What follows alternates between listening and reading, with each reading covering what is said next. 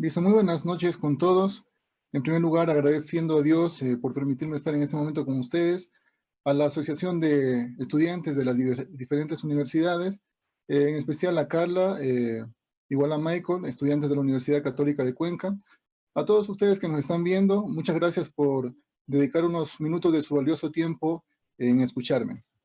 Bueno, el tema en sí, de forma general, que voy a hablar, son las etapas de un diseño estructural. Valga la pena aclarar que un diseño estructural es bastante extenso, pero he tratado de compactarlo lo mejor posible, de forma que entren las ideas y conceptos principales que deben seguirse en el momento en que lo estemos haciendo.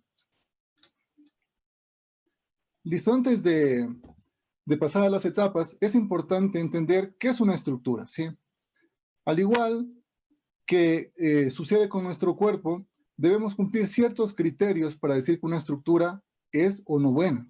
Entre ellas, lo primero que debe ser, una estructura es resistente. Por ejemplo, si nosotros en nuestro cuerpo quisiéramos cargar un peso W con nuestra mano y nuestros huesos se rompieran, sería un problema, ¿sí? No estaría cumpliendo uno de los primeros criterios de una estructura, es decir, ser resistente. Segundo, supongamos que este hueso sea lo suficientemente resistente para soportar este peso W. ¿Qué pasa si esta estructura, este hueso, no es lo suficientemente rígido? Es decir, se deforma de la nada. Pues cuando nosotros coloquemos esta carga en nuestro brazo, este hueso, si inicialmente era de unos 30 centímetros, ¿qué pasaría si se prolonga a 40 centímetros? Estaríamos con nuestros huesos estirándose, comprimiéndose a mansalva, ¿sí? Por lo tanto, tiene que cumplir ciertos criterios, ciertos valores y parámetros dados en las normativas. Tercero, una estructura tiene que ser estable. ¿Qué pasaría si tú estás parado y de la nada te caes? O quieras caminar y te estés cayendo en cada momento. Nuestra estructura no sería la adecuada para la finalidad o uso que le queramos dar. Y por último, una estructura tiene que ser funcional. ¿Qué pasaría si nuestro cuerpo nos están doliendo las rodillas, tenemos un hueso roto, un pie dañado, ¿sí? No sería útil, no estaría cumpliendo una de las finalidades para las cuales se ha proyectado, el uso, ¿sí? Y el sentirse cómodo la persona o el dueño. De igual forma, cuando tenemos una estructura, ¿sí? Cada uno de los elementos que estamos viendo en el cuadro de la derecha va a cumplir un objetivo tal. Por ejemplo, aquí podemos tener una losa, las cuales van a ser soportadas por estas vigas. A su vez, estas vigas se apoyan sobre las columnas transmitirán la carga respectiva al suelo, ¿sí? Entonces, cada uno de estos elementos tiene que ser resistente, no romperse, tiene que ser rígido, es decir, ser lo más rígido posible para que no tenga grandes deformaciones, ¿sí? Tiene que ser estable, es decir, no caerse y sobre todo funcional. De nada te sirve una estructura que sea resistente, rígida, estable, si no es funcional, es decir, en primer lugar, que no sea estética, ¿sí? Digamos que tú esta es la puerta de tu casa, y justo tú abres la puerta de tu casa y encuentras una columna, ¿sí? Entonces, no solamente debemos verificar los criterios de resistencia, rigidez y estabilidad, sino también el tema funcional es fundamental. En el momento en que una estructura no cumpla uno de estos 4 requisitos, no va a ser una estructura que sea usada 100% por sus ocupantes, por el dueño de la obra y mucho menos por nosotros como técnicos, tanto estructurales como por los arquitectos. Por lo tanto, hay que pensar siempre de una forma global, ¿sí? De una forma integral, para dar soluciones a los problemas que exige nuestra sociedad. Entonces, una vez tenemos claro qué es una estructura, vamos ahora sí a empezar a analizar cuáles son las etapas de un diseño estructural.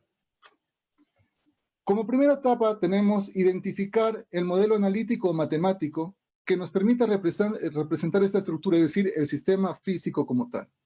Entonces, ¿cómo logramos llegar a este tipo de estructuras? Es decir, se ve bonita, se ve agradable, tiene temas verdes, se ve interesante, ¿no? Pero antes de ello, debemos pensar claramente cómo se va a soportar. Así como nuestro cuerpo por fuera tenemos diferente fisionomía, internamente tenemos un esqueleto bastante común que nos sirve para soportar nuestro peso y las diferentes cargas que nos exige la naturaleza. De igual forma, debemos pensar ¿Cómo vamos a llevar todas estas cargas al suelo? ¿Cómo hacemos para que esta estructura sea resistente, sea rígida, sea estable y sobre todo funcional? Importante, entonces, entender estos principios.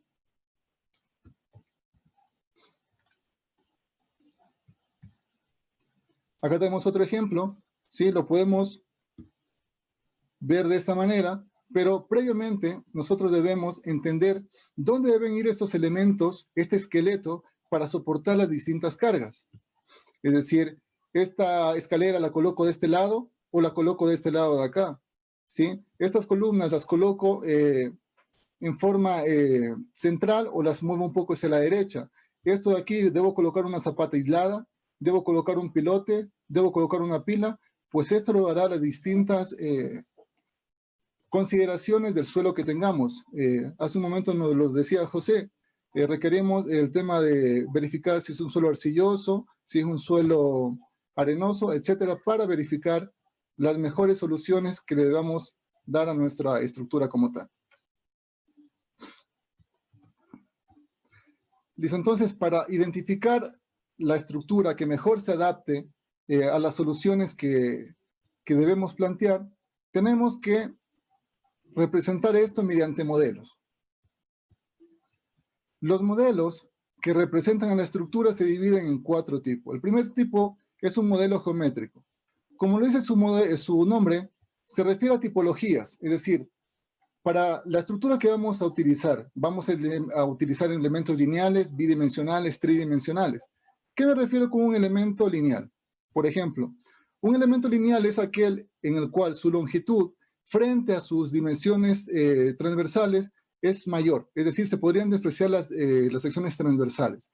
Por lo tanto, cuando utilizamos este tipo de pórticos como unidos con columnas y con vigas, estamos utilizando elementos reticulares, es decir, elementos lineales. Cuando hablamos de elementos bidimensionales, hablamos de elementos como este tipo, elementos tipo losa, tipo muro, en el cual el espesor puede ser despreciado frente a sus otras 2 dimensiones. Obviamente, cuando ya hablamos de elementos bidimensionales y tridimensionales, ustedes entenderán que las hipótesis, las consideraciones y el cálculo como tal se complican un poco más. Es por eso que ya cuando hablamos de elementos bidimensionales y tridimensionales, ya empezamos a utilizar lo que se conocen como elementos finitos y algoritmos computacionales que nos facilitan mucho más el tema matemático, ¿sí? Pero el concepto tiene que estar claro entre cada uno de nosotros. Y por último tenemos los elementos tridimensionales. ¿Cuáles son los elementos tridimensionales? Pues elementos estructurales en los cuales ningún elemento, ninguna dimensión predomina frente a las otras 2, o ninguna de ellas puede despreciarse frente a las otras. Estamos hablando, por ejemplo, del caso del suelo, de cimentaciones, en el cual la profundidad frente a su longitud o su altura no puede ser despreciada. En este caso vemos un modelo de elementos finitos de igual forma, que tienen una malla. Recuerden, mientras más pequeña sea la malla, mientras más elementos tenga, mucho más precisa va a ser la solución. Pero para llegar a ese tipo de elementos, tiene que estudiarse muy bien cada una de las variables que van a introducir en este elemento como tal. Listo. Este modelo geométrico, ¿sí? A nivel de elementos lineales, podemos tener elementos lineales de eje recto, como lo son las columnas, vigas, pórticos, tensores y puntales, o pueden ser también de eje curvo, como los arcos y los cables. Cuando hablamos de elementos bidimensionales, estamos hablando, por ejemplo, del tema de losas, estamos hablando del tema de muros, ¿sí?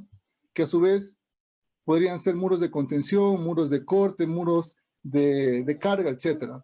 Podemos hablar de mampostería, de reticulados o también llamadas armaduras planas, vigas de gran altura. Recuerden que estas vigas de gran altura no pueden ser analizadas como una viga normal, ya que estas vigas, al ser demasiado cortas, es decir, la relación longitud-canto es demasiado corto, van a tener otro tipo de consideraciones, no como las vigas de longitud normal. De igual forma podemos tener elementos bidimensionales curvos como las bóvedas, los cascarones, las cúpulas, etc. Es decir, debemos entender claramente qué modelo geométrico vamos a utilizar, ¿sí? Si no sabemos desde un principio con el arquitecto o la persona que está dividiendo los espacios, es complicado, ya que en cada momento vamos a estar cambiando los modelos y esto complica mucho más la operación matemática y el análisis estructural como tal. Otro modelo que debemos siempre tener claro desde el principio para poder representar a la estructura de la mejor forma es el modelo de las condiciones de continuidad. ¿A qué hace referencia un modelo de condiciones de continuidad? Pues tiene que ver mucho con el detalle constructivo mediante el cual se van a resolver las conexiones. Recuerden de las clases que ustedes han tenido en la universidad, tenemos dos tipos de nodos, los nodos libres y los nodos apoyos. Los nodos libres son aquellos que unen los elementos estructurales principalmente. Y los nodos apoyos, como lo dice su nombre, son los que unen o se unen con la cimentación. Entonces, cuando hablamos de nodos libres, son por ejemplo estos nodos de aquí que unen vigas y columnas. En este caso, tenemos una unión rígida, en este caso está uniendo estas columnas con estas vigas. Obviamente, al ser una unión rígida, si esta viga quisiera deformarse un ángulo dado θ, pues todos los elementos que llegan a este nodo van a querer girar ese mismo ángulo θ, ¿sí? Entonces, eso de aquí se lo conoce como un nodo rígido. De igual forma podemos tener nodos libres articulados, es decir, si este elemento quisiera girar el ángulo que a él le venga en gana, es decir, puede moverse a este punto, pues él puede rotar libremente, es un nodo libre articulado, no genera ninguna restricción de momento. Podemos tener también nodos libres. En este caso tenemos un nodo libre articulado y con un poco de rigidez al giro también, ¿sí? Entonces, cuando nosotros vayamos a analizar las uniones, que son los principales elementos dentro de toda estructura, ya que tú puedes dimensionar bien una columna, dimensionar bien una viga, pero si la unión no está bien dimensionada, bien analizada, por ahí te va a fallar la estructura y puede colapsar. Entonces, en función si tú tienes una unión rígida, es decir, que transmita el 100% del momento, o si tienes una unión simple, es decir, una unión articulada que no te transmita momento, o si tienes una unión semirrígida, es decir, que está entre rígida y articulada, tú vas a tener un comportamiento diferente. Entonces, ¿cómo tú modeles este elemento como tal, un nodo libre, rígido, articulado o semirrígido, vas a tener diferentes consideraciones, ¿sí? De igual forma, así como tú tienes los nodos libres, la unión entre elementos, tú puedes tener elementos nodos apoyo. Por ejemplo, ustedes recordarán de sus típicos libros este tipo de sistema que tiene una sola reacción vertical, ¿sí? O puedes tener elementos como este de aquí, un simple apoyo también. Las vigas de este puente peatonal, de este paso peatonal, se están asentando sobre esta columna. Puedes tener, ¿se acuerdan estos típicos apoyos rodillitos que ustedes lo grafican en sus diagramas? Pues está aquí modelado realmente, es un puente que simula justamente el apoyo con el que ustedes han calculado, modelado su cimentación. Más apoyos. Un basculante, de igual una reacción vertical, una articulación, esto es con acero y un hormigón. Tenemos articulaciones madera, hormigón. Este término es importante, ¿sí? Cuando ustedes empiezan a analizar una estructura, a analizar dentro de las clases de la universidad, se usa mucho la palabra empotramiento, pero tengan cuidado con esta palabra. La pongo entre comillas, porque un empotramiento depende mucho de la rigidez del apoyo que estén ustedes utilizando. Un empotramiento significa que el giro va a ser igual a cero, por lo tanto va a absorber todo el momento que le esté llegando. Pero no todo elemento puede ser simulado como un empotramiento, porque depende de la rigidez del apoyo que le esté llegando. Entonces, mucho cuidado con este empotramiento, ¿sí? Con este término empotramiento. De igual forma podemos tener nodos apoyos no rígidos ni articulados, sino nodos semirrígidos. Por ejemplo, tenemos en este caso un apoyo en forma de muelle, por lo tanto, depende de la rigidez K de estos resortes para que tenga una reacción mayor o menor este apoyo. De igual forma en puentes tenemos el tema de resortes que van a tener una función u otra, una rigidez u otra, y debe ser adecuadamente modelada. De igual forma, si se acuerdan de la conferencia anterior, importa mucho lo siguiente. Cuando ustedes tienen, digamos, un edificio de este tipo, hagámoslo acá un poquito más grande, digamos que ustedes tengan este edificio de aquí, ¿sí? Ustedes tienen la siguiente duda cuando inician. ¿Cómo modelo mi edificio? ¿Lo modelo empotrado? ¿Lo modelo articulado? ¿O será un edificio con resortes? Pues eso de aquí tiene que ver en función de con qué suelo ustedes, en qué suelo se van a cimentar. No es lo mismo cimentar en roca, no es lo mismo cimentar en arcillas, ¿sí? No es lo mismo cimentar en arena. Entonces, cada uno de estos suelos va a tener una rigidez dada. Entonces, si el suelo es muy rígido, yo podría cimentar o relacionar esa cimentación como una roca. Si es un suelo demasiado suave, ya debo verificar justamente si tengo mayor o menor rigidez a nivel de suelo. Es importante entonces entender las diferentes condiciones que voy a tener en mi estructura al momento de analizarla, ¿sí? Entonces, ya estamos ahora en el segundo modelo, el modelo de condiciones de continuidad, es decir, lo que hace referencia a los nodos. Recuerden, modelo geométrico, qué tipología voy a utilizar, qué condiciones de continuidad en los nodos, tanto apoyos como libres. El modelo del comportamiento del material. Es sumamente importante también modelar adecuadamente el material. Voy a modelar un material lineal o un material no lineal. Ustedes recordarán como el acero es un material lineal, sin embargo, el hormigón es un acero no lineal. Siempre le digo yo esto a mis estudiantes, ¿sí? Así como ustedes tienen su cédula de identidad, los materiales también tienen su cédula de identidad, representada con ¿qué? Con la llamada curva esfuerzo de formación de los materiales. Esta curvita nos dice si un elemento es lineal, ¿sí? Es no lineal. Estamos dentro del rango elástico, estamos dentro del rango plástico. Entonces, importante entender si vamos a trabajar con un material como el acero, si vamos a trabajar con un material como el hormigón, porque cada uno de ellos tiene un comportamiento diferente. Nosotros como humanos no nos comportamos igual. De igual forma los materiales se comportan de forma diferente. Y entender cuáles son sus propiedades, sus ventajas y sus desventajas es fundamental para entender cómo se va a comportar nuestra estructura. Y por último, a nivel de modelos, para poder representar de la mejor manera una estructura, entran los modelos de las acciones impuestas. ¿Qué significa esto de aquí? Es decir, vamos a trabajar con unas cargas estáticas o con unas cargas dinámicas. ¿Qué es esto de cargas estáticas? Las cargas estáticas son aquellas que se consideran cargas lentas, las cuales no alteran el periodo natural de la estructura, ¿sí? Recuerden que nosotros tenemos una frecuencia, un periodo natural. De igual forma, las estructuras tienen una frecuencia y un periodo natural. Pues las cargas estáticas son aquellas que no la alteran.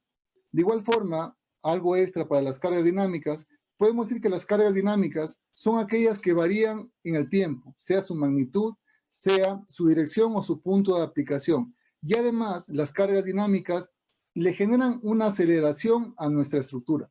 Recordarán ustedes que por la ley de Newton, fuerza es igual a la masa por la aceleración. A pesar de que nuestra estructura tenga una masa constante, si la sometemos a una aceleración, digamos de un sismo, de un viento que acelera nuestra estructura, va a existir una fuerza. Mientras mayor sea la aceleración, es directamente proporcional a esta fuerza. Entonces, si la aceleramos, vamos a tener lo que se denomina como fuerzas inerciales. Mientras mayor sea la masa, mientras mayor sea la aceleración, mayor van a ser las fuerzas inerciales, las cuales van a actuar sobre nuestra estructura y la pueden hacer colapsar en cualquier momento, ¿sí?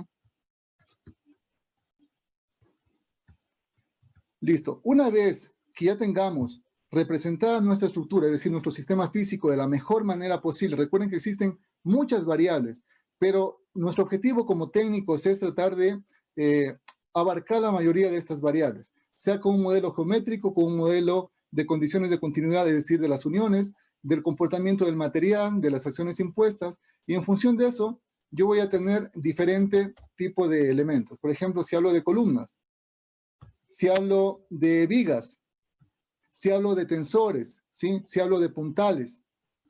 Recuerden, los tensores nos ayudan mucho en el tema de esfuerzos de atracción. Puntales.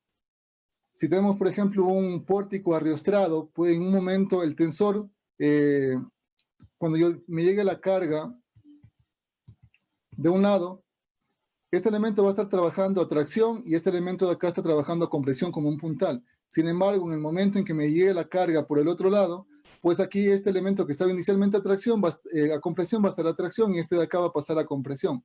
Entonces, ¿cómo actúan estos elementos? Es importante entenderlos desde un principio, ¿sí?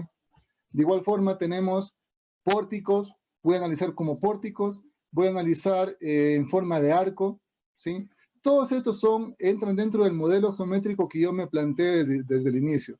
Por eso es importante, desde la primera etapa de un diseño, de un edificio, de un puente, trabajar con el arquitecto, con el resto de profesionales que nos permita tomar la mejor alternativa, la mejor solución posible. Y ustedes, como ingenieros, deben plantear también sus puntos de vista. No solamente importa el tema estético, importa mucho también nuestro tema estructural, el tema de resistencia, ¿sí? Ninguna de las dos cosas es más importante que lo otro. Todas son importantes a la par. Y lo mejor es llegar a un consenso para obtener la mejor solución posible. Arcos en hormigón, arcos en acero, ¿sí? Hablamos del tema de cables para el tema de puentes colgantes. Tenemos muchas estructuras hechas con cables. Soy un principal admirador tanto de los cables como de los arcos, ¿sí? El tema de losas, pueden ser losas nervadas, losas macizas, losas mixtas. Podemos tener muros portantes, muros de contención, como les venía hablando. Los reticulados o las estructuras planas, ¿sí? En madera, en acero. La madera también es súper bella, se la ve bastante bien en los terminados. Podemos hablar de bóvedas, es decir, elementos bidimensionales, con su respectivo modelo, ¿sí? Podemos hablar de cáscaros o láminas curvas, también son elementos bidimensionales. Por eso les digo, es importante desde un principio que ustedes digan, voy a utilizar elementos lineales, viga columna, voy a utilizar elementos bidimensionales, voy a utilizar elementos tridimensionales o una mezcla de los tres, para obtener las mejores decisiones, ¿sí? Y con ello los mejores resultados, obviamente. Las membranas, o también llamadas tensoestructuras, en algunos libros se le conocen como arquitectura textil, ¿sí? Cuyo principal creador fue este alemán Frei Otto. Tenemos el tema de cúpulas, reticulados o armaduras espaciales, ¿sí? Tenemos diferentes tipologías, estructuras plegadas, como les comentaba. Este es el terminado de las estructuras plegadas. Miren, arrancan con estructuras que van armándose como un rompecabezas, se funden por partes y luego terminan de esta manera, un tema geométrico bastante agradable a la vista, ¿sí? Entonces, una vez que ya tengamos identificado el tipo de modelo que vamos a tener para representar de la mejor forma la estructura, procedemos luego a encontrar los valores de esfuerzos y los tipos de inestabilidades que actúan sobre la estructura, ¿sí? Con esto, ¿qué llegamos a hacer? Pues una vez que ya tenemos las cargas, sabemos que vamos a trabajar con muros, sabemos que vamos a trabajar con un elemento lineal como esta viga, vamos a tener una carga puntual, una carga distribuida, un momento, qué tipo de apoyo vayamos a tener, procedemos a hacer un predimensionamiento. Ahora, ¿por qué es importante el predimensionado? Porque hoy en día estamos yéndonos mucho al tema de software, pero si tú no sabes, por lo menos en una forma general, qué número debería salirte, por ejemplo, decir este perfil va a soportar un momento de tanto, un cortante de tanto, un axial de tanto, ¿tú cómo puedes saber si este software, a pesar de que te dé con colores muy bonitos, te dé números por acá, sean valores reales o acorde a lo que debe realmente salir? Entonces, en la segunda etapa es justamente esto de encontrar los esfuerzos y las inestabilidades que van a trabajar en nuestra estructura, en el modelo que previamente ya hemos definido. Pero debemos hacer este predimensionado, es decir, en forma global. Debemos tener un orden de magnitud de las cosas. ¿Cuánto me puede salir esta viga? ¿Cuánto me va a salir de compresión en esta columna? Para eso, compararlo con lo que nos está dando cualquier software que ustedes utilicen, sea Tab, SAP, Robot, Tecla, lo que les venga en gana a ustedes, ¿sí? Existe diferentes software en el mercado que les puede dar cualquier valor, pero nada sustituye al concepto, ¿sí? Al criterio de un buen ingeniero. Esto lo da justamente el tema de estar trabajando todo el tiempo, resolviendo ejercicios, planteándote problemas y dando soluciones, ¿sí? Entonces, para poder tú resolver estos esfuerzos, qué esfuerzos me están llegando, qué inestabilidades tengo, yo debo saber lo siguiente. ¿Cuál va a ser mi sección transversal? ¿Va a ser una sección rectangular, una sección en T, una sección en cajón? ¿Qué tipo de material voy a utilizar? Es decir, debo conocer muchos conceptos, qué es una inercia, qué es un producto de inercia, qué es un módulo de elasticidad, qué es un centroide, qué es un F'C, qué es un Fy, qué es un modo de elasticidad, es decir, conocer qué es un material, cuáles son sus propiedades, qué es una sección transversal, qué puede obtener de las secciones transversales para entender el concepto y cómo puede funcionar. Recuerden ustedes, no es lo mismo colocar una viga de 30 por 60 en vertical que colocar una viga de 60 por 30, pero de esta manera. Aquí influye mucho el tema de inercia. Yo sé que mientras mayor inercia yo tenga, menores deflexiones voy a tener, menores esfuerzos voy a tener, etcétera, etcétera. Esto no te lo da el programa, esto de aquí te lo dan los conceptos que lo adquieres en la universidad, ¿sí? Importante entonces tomar en cuenta cada uno de estos valores. De igual forma, cuando quieras tú encontrar qué esfuerzos o qué tipo de inestabilidades están actuando sobre tu estructura, tienes que decir, yo debo buscar el equilibrio de mi estructura. ¿Qué tipos de equilibrio existen? Pues depende de qué tipo de cargas tú tengas. Recuerden que teníamos cargas estáticas y cargas dinámicas. Entonces yo digo, ¿me voy a enfocar a las cargas estáticas o me voy a enfocar en las cargas dinámicas? Los países que no tienen viento, mucho viento, que no tienen sismo, pues obviamente les va a importar solamente el tema de un equilibrio estático. Sin embargo, países como el nuestro, que tienen mucho tema sísmico, ¿sí? Va a enfocarse mucho en el tema dinámico. Entonces yo digo, quiero encontrar los esfuerzos, quiero encontrar las inestabilidades, pues vamos a fijarnos cómo está nuestra estructura, ¿está en equilibrio, sí o no? Entonces yo digo lo siguiente, si yo realizo un equilibrio estático, es decir, para cargas estáticas, es decir, aquellas que no cambian el periodo de nuestra estructura, puedo hacer un análisis en primer orden o un análisis en segundo orden. ¿Qué es esto de análisis en segundo orden? Es decir, yo voy a considerar imperfecciones globales de verticalidad, sí o no. ¿Esto qué significa? Que si tú tienes, digamos, una columna, vamos a hacer un poco más pequeña, si tengo una columna de un primer piso y vengo y hormigono el segundo piso y ya no sigue esta columna recta, pues ustedes entenderán que el eje, el centro geométrico de esta figura pasa por acá, el centro de esta figura de la segunda columna pasa por acá. Aquí se me va a generar una excentricidad. Entonces, mi elemento no va a estar solamente sometido a una carga P de compresión, sino que va a estar sometido a una carga P de compresión más un momento producto de esta carga P por una excentricidad dada. Entonces, ¿considero o no estas imperfecciones globales de verticalidad? ¿Considero o no estas imperfecciones locales por curvatura? Esto se da, por ejemplo, cuando dos personas, ¿sí?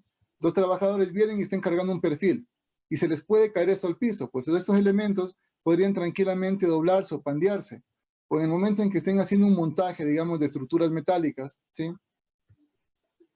Tengan ustedes elementos de este tipo. Y para hacer que este elemento me cierre acá, porque recuerden que los elementos, las placas y todo lo demás tienen agujeros, ¿sí? Entonces, ¿cómo tú pasas un perno por este agujero y que coincida justo con el elemento que viene por acá, con el mismo agujero? Si no existe un adecuado control de calidad en la obra civil, es decir, en las cimentaciones, con el respectivo ángulo de inclinación, ¿sí?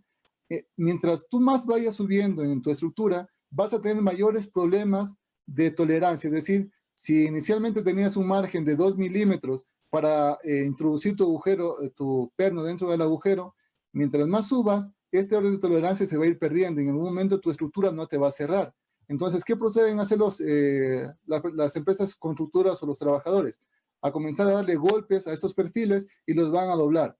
Y ustedes entenderán que una vez que yo tenga una carga que no pase por el centro geométrico, se van a generar momentos. Entonces, tomar en cuenta cada una de estas situaciones, ¿sí?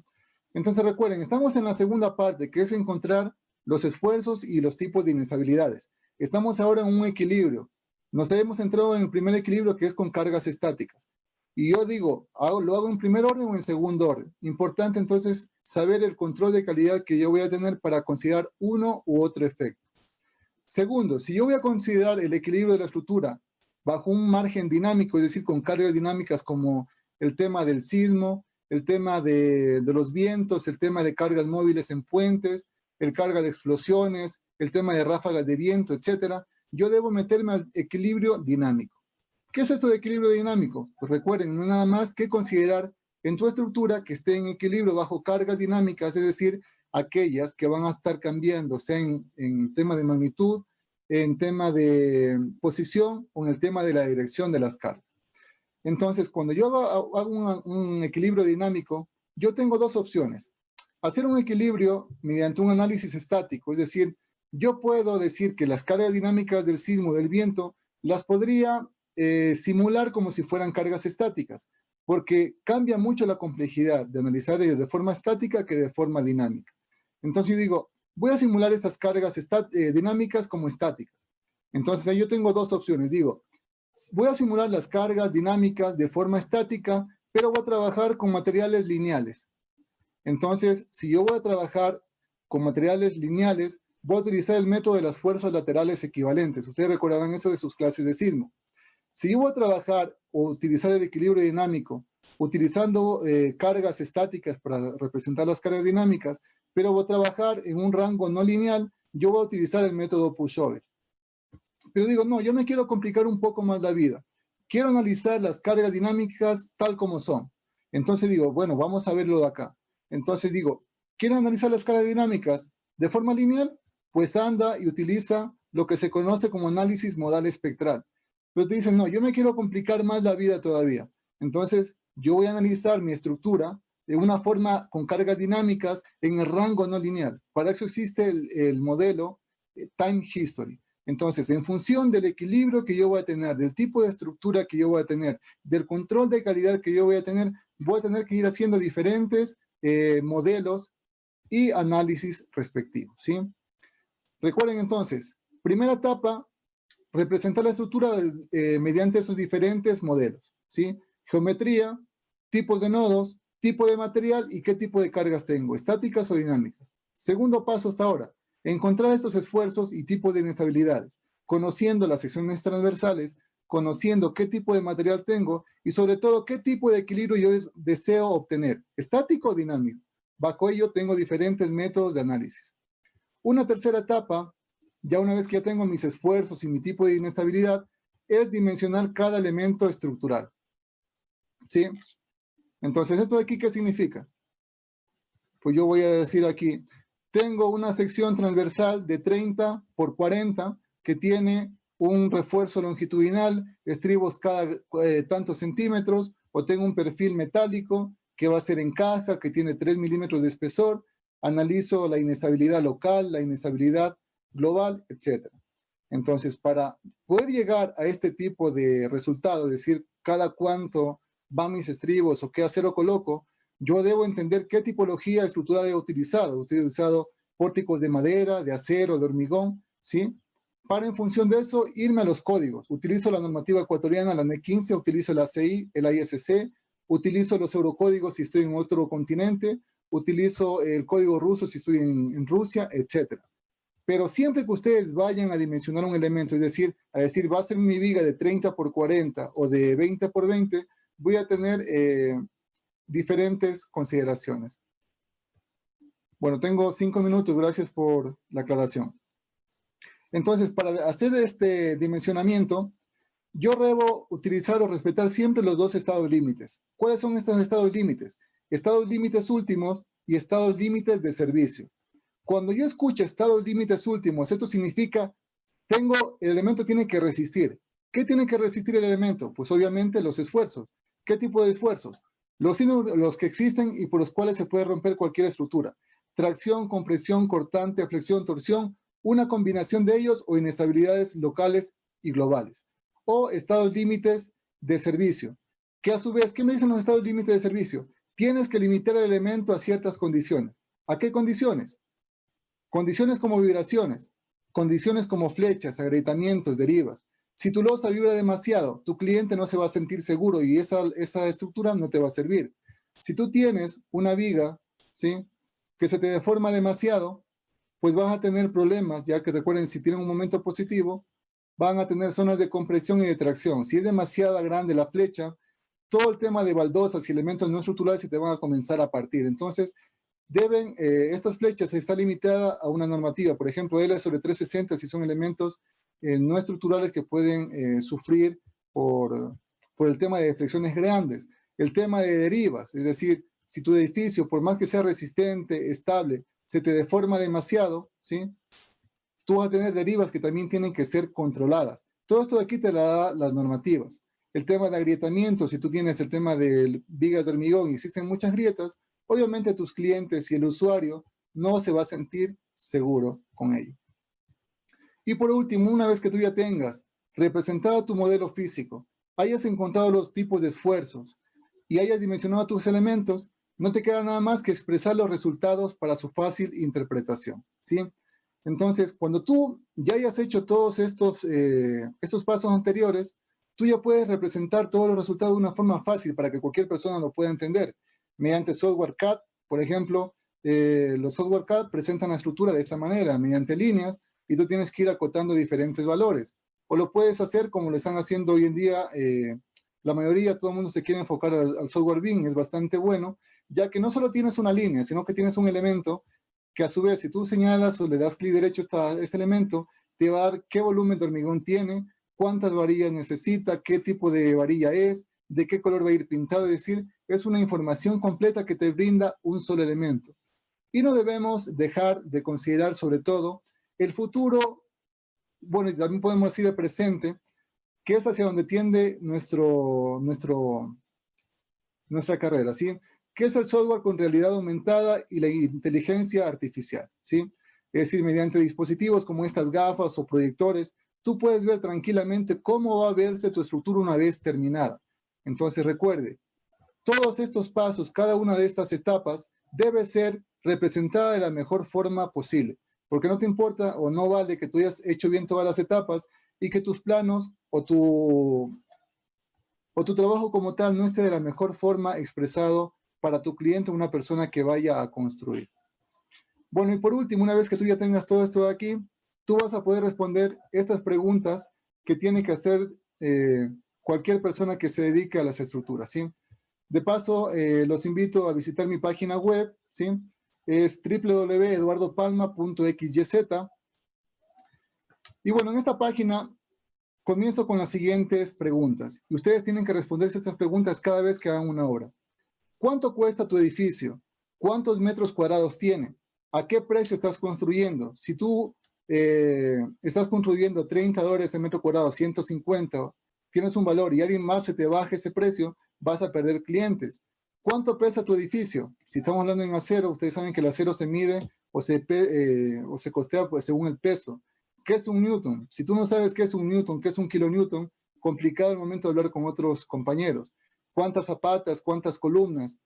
¿Qué longitud tiene tu edificio? Si es de hormigón, ¿requieres juntas o no? Y muchas otras preguntas que debes resolver al momento de hacer un diseño estructural. Creo que me he pasado un poquito de tiempo, me disculpan, estamos a las órdenes.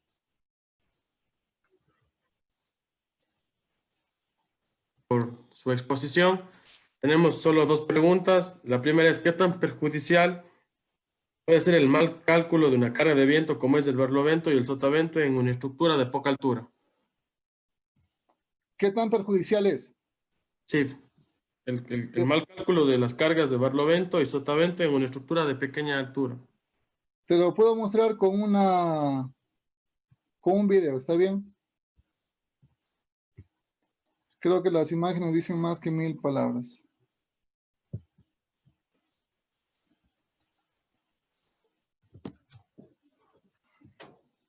No sé si se está compartiendo mi pantalla, disculpen. Sí.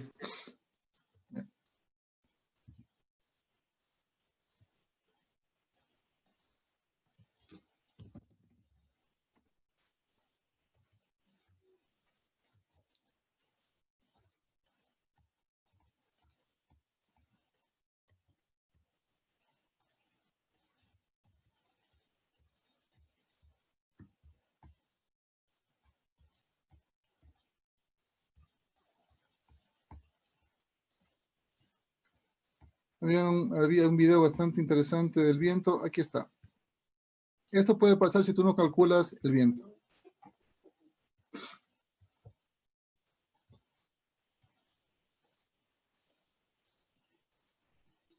No sé si queda claro la respuesta. Sí, ingeniero. Muchas gracias. Por cuestiones de Muy bien. tiempo, cerraron las preguntas. Le agradecemos por su participación y damos paso a mi compañero Carlos Ordóñez. Pasen bien. Hasta luego.